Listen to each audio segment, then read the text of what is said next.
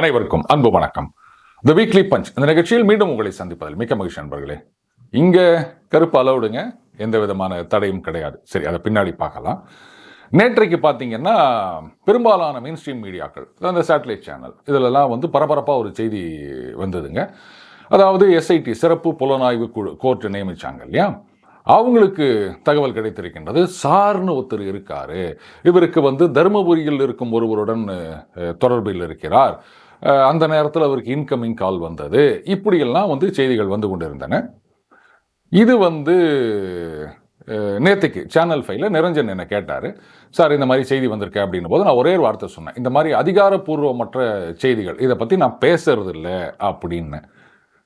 அதுக்கு பிறகு பார்த்தீங்கன்னா சாயங்காலம் டிஜிபி அலுவலகத்திலிருந்து ஒரு ஸ்டேட்மெண்ட் ரிலீஸ் பண்ணுறாங்க. அதில் என்ன சொல்கிறாங்கன்னா, இந்த தகவல்களில் கொஞ்சம் கூட உண்மையே கிடையாது, இது முழுக்க முழுக்க பொய், இதை சோஷியல் மீடியாவிலோ மெயின் ஸ்ட்ரீம் மீடியாலேயோ யாரும் ஷேர் பண்ண வேணாம் அப்படின்னு அந்த ஸ்டேட்மெண்ட்டில் இருக்குதுங்க. ஆனால் இந்த மறுப்பு அறிவிக்கை வருவதற்கு முன்னாடியே பார்த்தீங்கன்னா சோஷியல் மீடியாவில் ஏராளமான ரியாக்ஷன் இதுக்கு. அரசியல் கட்சி தலைவர்களெல்லாம் பார்த்தீங்கன்னா இதுக்கு ரியாக்ட் பண்ணியிருக்காங்க. எதிர்கட்சிகள் எல்லாருமே அவங்க ஐடிவிங் ஆகட்டும் இல்லை அவங்க நிர்வாகிகளாகட்டும் இதை பற்றி கருத்து தெரிவித்திருக்கின்றார்கள் சோஷியல் மீடியாவில். யூடியூப்லேயும் சில பேர் இதை பற்றி இந்த செய்திகளை பேஸ் பண்ணி அவங்க கருத்துக்களை தெரிவித்திருக்கின்றார்கள். ஆனால் இந்த செய்தி பொய் செய்தின்னு போலீஸ் தரப்புலேருந்து திட்டவட்டமாக சொல்லிட்டாங்க. இதை ஒரிஜினேட் பண்ணது மெயின் ஸ்ட்ரீம் மீடியா.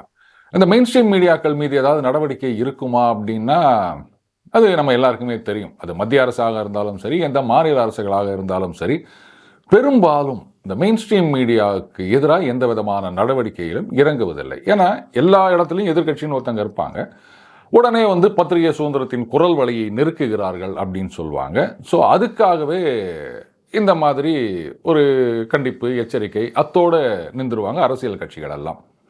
ஆனால் இதை பற்றி யாராவது அவசரப்பட்டு சோஷியல் மீடியாவில் ஷேர் பண்ணுறது இல்லை கருத்து சொல்கிறது இல்லை யூடியூப்பில் வீடியோ போடுறது அப்படின்னு இருந்தால் சட்டம் அவங்க மேலே கபால்னு பாயும். இதுதான் மெயின் ஸ்ட்ரீம் மீடியாவுக்கும் சோஷியல் மீடியாவுக்கும் இருக்கின்ற ஒரு வித்தியாசம். சரி, இப்போது இந்த செய்தி நேற்றுக்கு வருது அண்டு காவல்துறையிலிருந்து மறுப்பும் தெரிவித்திருக்கின்றார்கள். இதுக்கு பின்னாடி எனக்கு ஏராளமான கேள்விகள் இருக்கின்றன. முதல்ல அதிமுக தரப்பிலிருந்து முன்னாள் எம்எல்ஏ இன்பதுரை அவர் ஒரு முக்கியமான கேள்வியை கேட்டிருக்கார். அவர் என்ன சொல்கிறாரு, இந்த இன்வெஸ்டிகேஷனை கண்டக்ட் பண்ணுறது எஸ்ஐடி, அப்போது இந்த செய்தி பொய் உண்மை இல்லைன்னா அவங்க தானே மறுப்பு தெரிவித்திருக்க வேண்டும், டிஜிபி எப்படி இதுக்கு மறுப்பு தெரிவிக்கலாம் அப்படின்னு ஒரு பெர்டினன்ட் கொஸ்டின் கேட்டிருக்காருங்க. ஆனால் நமக்கு எழுகின்ற கேள்விகள் என்னன்னா, அதாவது ஒரு செய்தி அப்படின்னு சொன்னால் அதை முதல்ல பப்ளிஷ் பண்ணுறதுக்கு முன்னாடி வெரிஃபை பண்ணணும், அப்போ தான் அது செய்தியாக இருக்க முடியும். இல்லைன்னா வாட்ஸ்அப்பில் வதந்தி அப்படின்னு தான் நம்ம எடுத்துகிட்டு போனோம். பத்திரிகைகள், அச்சடித்த பத்திரிகைகள் மட்டும் இருந்த காலத்தில் அட்லீஸ்ட் அவங்களுக்கு டைம் இருந்தது. ஏன்னா அடுத்த நாள் காலையில் தான் பேப்பர் வரும், ஒரு மிட் நைட் தான் பேப்பர் பிரிண்ட் பண்ண ஆரம்பிப்பாங்க. ஸோ ஒரு 5 மணி 6 மணி வரைக்கும் வருகின்ற தகவல் அப்படின்னா அதை 2 இடத்துல 3 இடத்துல விசாரிச்சுட்டு வெரிஃபை பண்ணி போடுவாங்க. இன்றைக்கி இந்த சேட்டலைட் சேனல் அதுவும் அவங்களுடைய ப்ரெசன்ஸ் சோஷியல் மீடியாவில் இருக்குது அப்படின்னும் போது உடனுக்குடன் செய்தியை கொடுக்க வேண்டும். அந்த பரபரப்பான செய்திகள், பிரேக்கிங் நியூஸ் அப்படின்ற ஒரு போட்டி இருக்கிறதுனால எந்த ஒரு செய்தி வந்தாலும் அதை வெரிஃபை பண்ணாமையே போட்டுட முடியுமா? ஒரு ஆன்கோயிங் இன்வெஸ்டிகேஷன் அப்படின்னு சொல்லும்போது அதிகாரப்பூர்வமான தகவல் ஏதாவது வந்தால் அதை பப்ளிஷ் பண்ணலாம். இந்த மாதிரி இந்த எஸ்ஐடி சொன்னாங்க இல்லை டிஜிபி சொன்னாங்க, கமிஷனர் சொன்னாங்க அப்படின்னு அந்த செய்தியை போட்டோன்னா கரெக்டு, இது அரசு தரப்பிலிருந்து அதிகாரப்பூர்வமாக வந்த செய்தி. ஆனால் வேற ஒரு இடத்துலேருந்து ஒரு சோர்ஸ் அப்படின்னு கூட வச்சுக்கலாம், ஒரு செய்தி வருது அப்படின்னா அதை வெரிஃபை பண்ணாமல் போடலாமா? இது பத்திரிகை சுதந்திரம் அப்படின்ற ஒரு வரையறைக்குள்ள வருமா? இதை பற்றி யாரும் கவலைப்பட்டதா தெரியல. எனக்கு முக்கியமான கேள்வி என்னன்னா, எந்த ஒரு செய்தி நிறுவனமாக இருந்தாலும் ஏதோ ஒரு இடத்துலேருந்து அட்லீஸ்ட் அவங்களுக்கு ரிலையபிள் சோர்ஸ் அப்படின்னு தெரிஞ்ச இடத்துலேருந்து ஒரு செய்தி வந்தால் தான் இந்த மாதிரி நியூஸாக போடுவாங்க. அப்போது அந்த ரிலையபிள் சோர்ஸ் அன்ரிலையபிளாக ஆகிவிட்டதா? இல்லை யாரோ ஒரு செய்தி நிறுவனத்தில் எங்கேயோ போட்டதை எல்லாருமே அப்படியே போட்டாங்களா? இது முக்கியமாக அந்த செய்தி நிறுவனங்கள் ஒரு இன்ட்ரோஸ்பெக்ஷன் பண்ண வேண்டிய நேரம். இந்த கோர்ட்டில் கூட சொல்லியிருக்காங்க, பத்திரிகைகளுக்கும் இந்த ஊடகங்களுக்கும் ஒரு ரெஸ்பான்சிபிலிட்டி வேணும் அப்படின்னு. பட் நம்ம பொறுத்த வரைக்கும் நமக்கு வாத்தியார் அப்படின்னா பெரிமேசன், குரு அப்படின்னா எல் ஸ்டான்லி கார்டனர். அதனால் இந்த செய்தியை பார்க்கும்போது it doesn't fit in to the pattern அப்படின்னு தெரிஞ்சுது. அதனால தான் ஐ refuse to answer that question. சரி, இப்போ அந்த கருப்புக்கு தரையில்லைன்னு சொன்னேன் இல்லையா, அந்த மேட்டருக்கு போகலாம். இன்னைக்கு திடீர்னு ஒரு செய்தி, அதாவது மாண்புமிகு முதலமைச்சர் அவர்கள் கலந்து கொள்ளும் நிகழ்ச்சியில் சில பெண்கள் வந்து கருப்பு துப்பட்டா போட்டு போயிருந்தாங்க, அதை வந்து நீக்க சொல்லிவிட்டார்கள் அப்படின்னு 2-3 மீடியாவில் அவங்களுடைய எக்ஸ்தலத்தில் இந்த செய்தியை போட்டிருந்தாங்க. ஏற்கனவே கவர்னர் கலந்து கொண்ட ஒரு நிகழ்ச்சியிலும் இந்த மாதிரி கருப்பு உடைக்கு அனுமதி இல்லை அப்படின்னு ஒரு செய்தி வந்ததுங்க. அப்போ உடனே பார்த்தீங்களா கருப்பை கண்டா அவர் பயந்துட்டார் அப்படின்லாம் சொல்லிட்டு இருந்தாங்க. இப்போ இன்னைக்கு முதலமைச்சர் நிகழ்ச்சியிலே இந்த மாதிரி தடை அப்படின்னு சொன்னால் உடனே எல்லாரும் அப்படியே பார்த்தீங்களா காவிக்கு தடை விதித்தார்கள், இப்போ கருப்புக்கே தடை விதிக்கிறார்கள். கருப்பு அப்படின்றது திராவிடர் கழகத்திலிருந்து ஆரம்பித்த நிறம், இதுதான் கருப்பு தான் எங்களுடைய நிறம், இதை வந்து இவங்க ஒடுக்குகிறார்கள் அப்படி இப்படின்னு எல்லாரும் கருத்து சொல்ல ஆரம்பிச்சிங்கன்னா கொஞ்சம் வெயிட் பண்ணுங்க. இதுக்கு யாராவது ஃபேக்ட் செக் பண்ணி இல்லை அந்த மாதிரிலாம் நடக்கவே இல்லை, இந்த செய்தியில் உண்மை இல்லை அப்படின்னு ஒரு அறிவிப்பு வர வரைக்கும் வெயிட் பண்ணி கருத்து சொல்லுங்க. அதுக்கு முன்னாடி சொன்னீங்க அப்படின்னா அதுக்கப்புறம் மறுப்பு அறிவிக்கை வந்த பிறகு என்ன பண்ண முடியும் சொல்லுங்க. இன்னைக்கு மெயின் ஸ்ட்ரீம் மீடியாவில் ஒரு தகவல் வருகின்றது அப்படின்னா அதை பார்க்கக்கூடியவர்கள் அதனுடைய ரீச் அப்படின்றது லட்சக்கணக்கில் இருக்கும். ஆனால் ஒரு ட்வீட் போடுறாங்கன்னு சொன்னேன்னா ஒரு 1000 பேர் பார்ப்பாங்களா? ஒரு யூடியூப்பில் வீடியோ போட்டாங்கன்னா மிஞ்சி போனால் ஒரு 10,000 பேர் பார்ப்பாங்களா? ஆனால் அவர்களுக்கு எதிரான நடவடிக்கை தான் அதிகமாக இருக்கே தவிர மெயின் ஸ்ட்ரீம் மீடியா என்ன பண்ணாலும், எந்த ஆட்சியாக இருந்தாலும் எந்த கட்சியாக இருந்தாலும் நாங்கள் நடவடிக்கை எடுக்க மாட்டோம் அப்படின்னா இது வந்து பாரபட்சமாக தெரியலையா? சரி விடுங்க, ஏன் அவன் மேலே நடவடிக்கை எடுக்கலை அப்படின்றத ஒரு ஜஸ்டிஃபிகேஷனாக யாருமே கேட்க முடியாது. பட் இதுக்கு என்ன மறுப்பு வருகின்றது, எங்கிருந்து வருகின்றது அப்படின்றத பார்த்துட்டு அதுக்கப்புறமா பொங்கலாம். நான் வந்து செலக்டிவ் பொங்கல்னு சொல்லலை, கொஞ்சம் லேட்டாக பொங்கினா நல்லாயிருக்கும் அப்படின்னு சொல்கிறேன். ரைட், இப்போ திடீர்னு பார்த்தீங்களா மோடி வந்து அது என்னவோ சொன்னாங்களே கொய் ஆயா நஹி அப்படின்னு சொல்லியிருந்தாரு. ஆனால் இன்னைக்கு வந்து இந்த மாதிரி சீனா 2 அது கவுண்டி கிராமம் மாவட்டம் ஏதோ ஒன்று அந்த மாதிரி லடாக் பகுதிகளை அறிவித்திருக்கின்றார்கள். அப்போ மோடி வந்து மக்களை ஏமாற்றி விட்டார் அப்படின்னு ஏராளமான பேர் பெரிய லெவல்லேருந்து கீழே வரைக்கும் போட்டு புலகாங்கிதம் அடைந்து கொண்டிருக்கின்றார்கள். அந்த நியூஸை பார்த்த உடனே ஒரு லாஜிக்கலாக எனக்குள்ளே ஏற்பட்ட கேள்வி, சரிங்க லடாக் பகுதியில் சில குறிப்பிட்ட பகுதிகளை சீனா வந்து அவங்களுடைய மாவட்டங்கள் 6 வட்டங்கள் அப்படின்னு அனௌன்ஸ் பண்ணியிருக்காங்க. ஆனால் அந்த பகுதி எப்போ சீனா கையில் போச்சு? இந்த கேள்வியை யாருமே கேட்டதா தெரியல. ஆனால் அதுக்குள்ளே பார்த்தீங்கன்னா கபகபகபன்னு எல்லாரும் இதை வந்து கொஸ்டின் பண்ண ஆரம்பிச்சுட்டாங்க. இதை பாருங்க. Regarding your China question, look, Indian land was taken by China between 1958 and 1962. Some of it was before 58 also. So when you keep saying land taken by China, please understand this land was lost in 1962. I see efforts made to mislead the country. I give you 3 examples. Example 1, people are saying Chinese are building villages on the border. Where is the village built? It is built in a place called Longju, which the Chinese attacked and occupied in 1959. There's a statement of Nehru. So if you look at the Google map, please look at that village and triangulate it with what Nehru said to the parliament in 1959. Then Rahul Gandhi and the Congress talk about a bridge in Pangong Tso in Ladakh. This bridge is being built at a place where the Chinese came in 1958 and then retook in 1962. Recently, I just saw Congress spokesman saying, the Chinese have built a road in Shaksgam Valley and this has great concerns for Siachen. Possibly it has concerns for Siachen. When was Shaksgam Valley occupied by whom? Shaksgam Valley was allowed by Nehru to be part of Pakistan-occupied Kashmir, and Pakistanis handed it over to China in 1963. So the Congress party is holding Modi responsible for Nehru's actions in 1949 and for Bhutto's actions in 1963. But apparently they have no culpability. So I think we need to get the China issue right. இப்போ அந்த சீனா வந்து வட்டமா மாவட்டமா வாடவர் announce பண்ணியிருக்காங்க இல்லையா, அந்த பகுதிகள் எல்லாம் ஏதோ போன வருஷம் அதுக்கு முந்தின வருஷம் வந்து ஆக்குப்பை பண்ணப்பட்ட பகுதிகள் கிடையாது. 1962 வரைக்கும், குறிப்பாக அந்த சண்டையின் பொழுது, அதற்கு முன்னாடியும் அப்போ ஆக்குப்பை பண்ண பகுதிகளை தான் இப்போ அனௌன்ஸ் பண்ணியிருக்காங்க. கொஞ்ச நாளைக்கு முன்னாடி பார்த்தீங்கன்னா அருணாச்சல் பிரதேசத்தில் இருக்க நம்ம பகுதிகளை வந்து சீனா அவங்க பாணியில் அவங்க பேர் வச்சுருந்தாங்க. இதுக்கு சில பேர் பார்த்தீங்களா பேர் வச்சுட்டாங்கன்னு. என்னங்க இப்போ நீங்கள் கூட வந்து பெய்ஜிங்க்கு பேக்கர் ஸ்ட்ரீட் அப்படின்னு பேர் வச்சுட்டு போங்க, இல்லை வந்து நம்ம அண்ணன் சீமான் மாதிரி தூய தமிழில் ஏதாவது பேர் வைக்கணும்னு வச்சுக்கிங்கன்னா வச்சுட்டு போங்க. யார் உங்களை கேட்க போகிறாங்க? இது மாதிரி நம்ம கண்ட்ரோலில் இருக்குது. நம்ம நாட்டு மக்கள் தேர்ந்தெடுத்த ஆட்சி அங்கே நடந்து இருக்கிறது அருணாச்சல் பிரதேசத்தில். அங்கே வந்து சீனா பேர் வச்சிட்டாங்கன்னா பார்த்தீங்களா மோடி பயந்து விட்டார், சீனாவோட பேர் சொல்கிறதுக்கு கூட அவர் பயந்து விட்டார் அப்படின்னா இதெல்லாம் வந்து ஒரு பொறாமை தான், வேற ஒன்றுமே கிடையாது. ஆனால் இந்த அறிவிப்பை எக்ஸ்டர்னல் அஃபேர்ஸ் மினிஸ்ட்ரியிலேருந்து அவங்க சொல்கிறாங்க இல்லையா, நாங்கள் வந்து எங்களுடைய எதிர்ப்பை தெரிவித்திருக்கின்றோம் அப்படின்னு. அப்போவே ஒரு வார்த்தை, இதெல்லாம் வந்து 1962 காலகட்டத்தில் ஆக்கிரமிக்கப்பட்ட பகுதிகள், அதுக்கு இது மாதிரி பேர் வச்சுக்கிறாங்க, அது எங்களுடைய பகுதி, அதனால் இது தப்பு அப்படின்னு அந்த ஒரு லைனை ஆட் பண்ணியிருந்தாங்கன்னா இன்னைக்கு இவ்வளோ பெரிய இஷ்யூவாக இது ஆகிருக்காது. என்னைக்கு தான் பாஜக இதெல்லாம் கற்றுக்க போகிறாங்கன்னு தெரியலங்க. ரைட், அடுத்தது ஜிஎஸ்டி. இதை பற்றி நிறைய டிஸ்கஷன் மறுபடியும் ஓடிட்டு இருக்குங்க. இந்த ஜிஎஸ்டி டிஸ்கஷன் ஓயாது போல இருக்குது. சமீபத்தில் இன்னொரு செய்தி, அது எந்த அளவுக்கு உண்மைன்னு தெரியல, ஆனால் மெயின் ஸ்ட்ரீம் மீடியாவில் இதை நிறைய பேர் வந்து டிஸ்கஸ் பண்ண ஆரம்பிச்சிட்டாங்க. பத்திரிகைகளில் இந்த மாதிரி செய்தி வந்திருக்கின்றது. அதாவது தமிழகத்தில் பானிபூரி விற்கிற ஒருத்தர், அவருக்கு வந்து நம்ம யூபிஐயில் பேமெண்ட் வாங்குறோம் இல்லையா, ஜிபே, அந்த பிம், அந்த மாதிரி ஆப்பில், இதில் பார்த்தீங்கன்னா ஒரு வருடத்தில் அவருக்கு 40 லட்சத்துக்கு மேலே பணம் வந்திருக்கு. அதனால் நீங்கள் வந்து ஜிஎஸ்டி ரெஜிஸ்டர் பண்ணணும் அப்படின்னு நோட்டீஸ் வந்திருக்கு. இதுதான் வந்து அந்த செய்தி. உடனே பார்த்தீங்களா பானிபூரி விற்கிறவங்கெல்லாம் வந்து ஜிஎஸ்டி வாங்கணுமா அப்படின்னு சில பேர் கேள்வி கேட்க ஆரம்பிச்சிட்டாங்க. அவர் பானிபூரி விற்கிறார் அப்படின்றத விட்டுருங்க. அதனால் பானிபூரி விற்கிறவங்கெல்லாம் அப்படின்னா அந்த பானிபூரி விற்கிறது மட்டமா, மானத்தை விற்கலை, அவர் பானிபூரி தான் விற்கிறாரு. அதனால் அவருக்கு வந்து நம்ம மரியாதை தான் செலுத்த வேண்டும். அடுத்தது 40 லட்சம் ரூபா அவருக்கு அந்த பேமெண்ட் வந்திருக்கு ஒரு வருஷத்தில், அப்படின்றதுனால தான் ஜிஎஸ்டி ரெஜிஸ்டர் பண்ணுங்கன்னு சொல்கிறாங்க.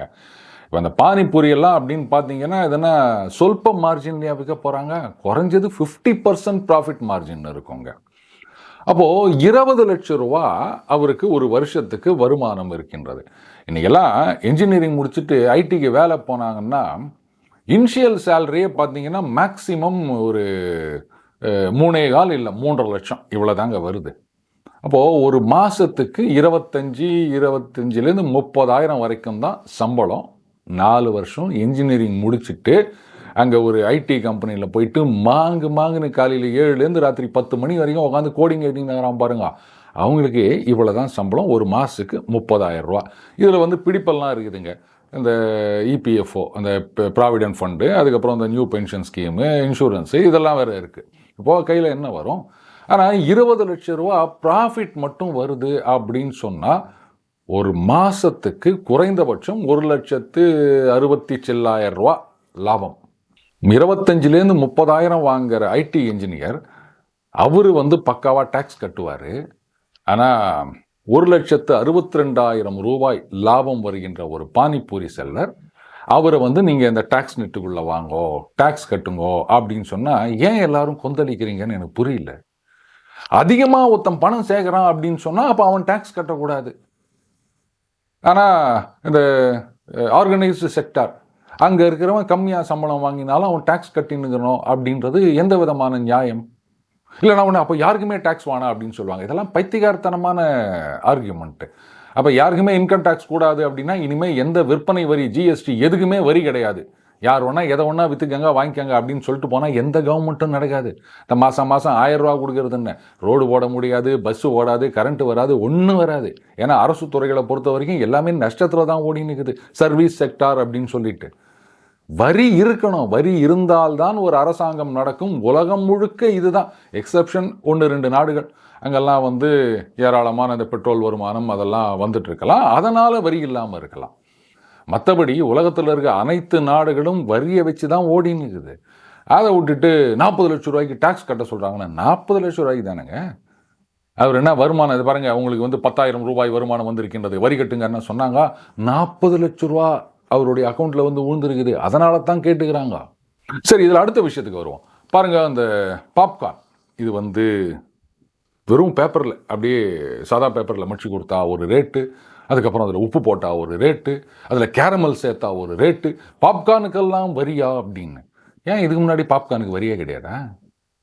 இல்லை, அந்த பாப்கார்ன் அப்படின்றது வெள்ளை வெள்ளையர்னு இருக்கும், அதில் வரி இருக்காது. ஆனாலும் நீங்கள் மைன்யூட்டாக பார்த்தீங்கன்னா தெரியும், ப்ரௌன் கலரில் சின்னதாக ஒரு வரி இருக்கும். இந்த மாதிரி பாப்கார்னுக்கு எல்லா காலத்துலேயும் வரி இருந்ததுங்க. இப்போ வந்து இப்படி கேட்டகரைஸ் பண்ணியிருக்காங்க, இந்தந்த பாப்கார்னுக்கு இன்னென்ன வரி அப்படின்னு. இதெல்லாம் தேவையா அப்படின்னா நிச்சயமாக தேவை. சமீபத்தில் ஒரு கேஸில் ஜட்ஜ்மெண்ட் வந்திருக்கு கேரளாவில், மலபார் பரோட்டா. இது என்ன கேட்டகரியில் வரும், 5% இல்லை வந்து 12, 18 இப்படின்னு ஒரு வழக்கு கோர்ட்டுக்கு போயிட்டு இதுக்கு வந்து கோர்ட்டு தீர்ப்பு கொடுத்திருக்கின்றது.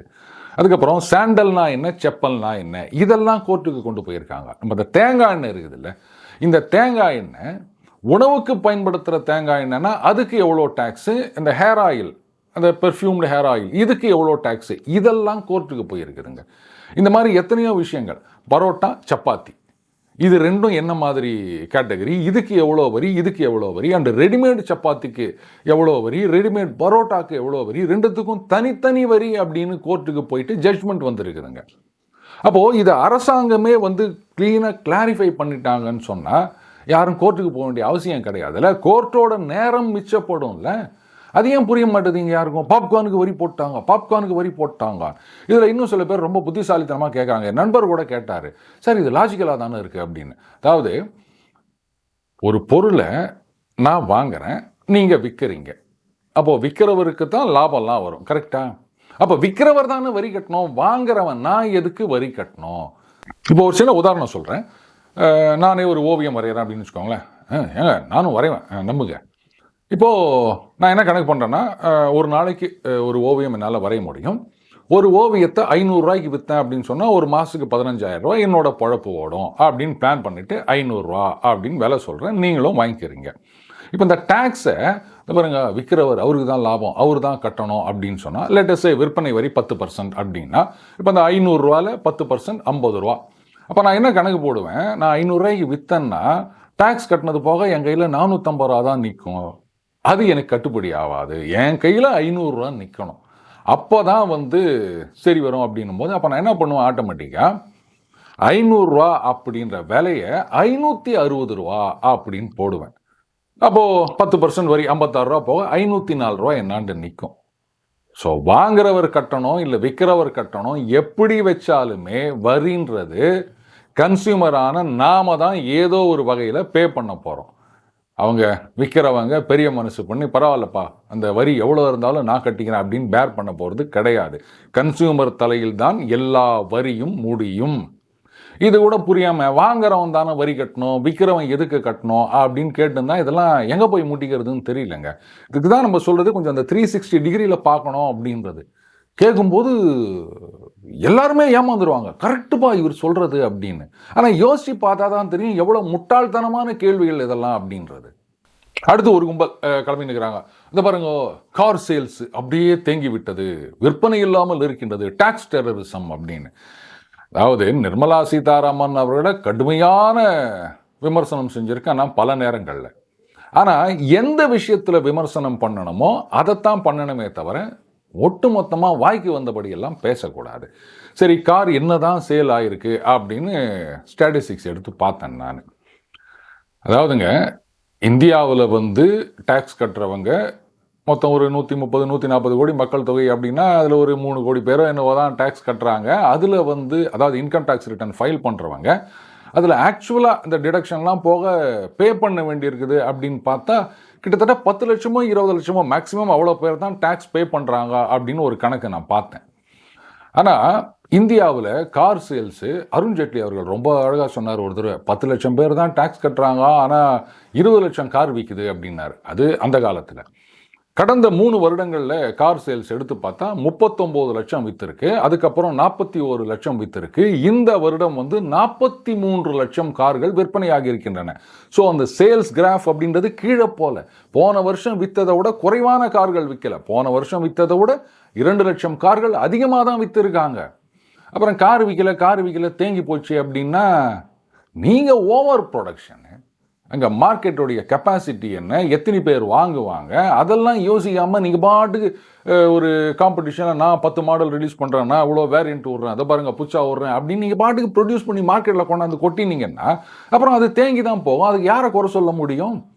இப்போ தக்காளியே எடுத்துக்காங்க, திடீர்னு பார்த்தீங்கன்னா 100 ரூபா 1 கிலோன்னு வாங்க, திடீர்னு பார்த்தீங்கன்னா 5 கிலோ 100 ரூபா அப்படின்னு தள்ளுவண்டியில் வந்து வச்சு விற்பாங்க.